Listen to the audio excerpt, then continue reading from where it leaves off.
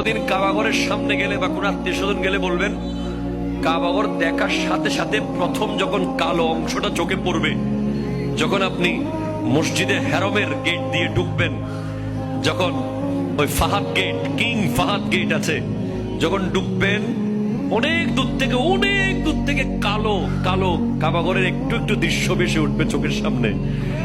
তখন দোয়াটা করবেন, কি দোয়া করবেন কয়টা? যখন কয়টা? একটা দোয়াই কবুল হবে দেখার সাথে সাথে। কাবা ঘর দেখার সাথে সাথে প্রথম যে দোয়াটা করবেন ওটা কবুল করবেন কে? এখন শিখে নেন, অনেক মানুষ জানেন না হিকমত। আপনি একটা দোয়া করবেন, একটাই শেষ, একটা সুযোগ পাবেন আপনি, কিন্তু আপনি এমন এক দোয়া করবেন যেন যতদিন ওখানে থাকেন প্রত্যেক দোয়া কবুল হয়ে যায়। এই হিকমতি দোয়াটা শিখে নেন। আপনি বলবেন, আল্লাহ আমি 10, 12, 15 যতদিন এখানে থাকবো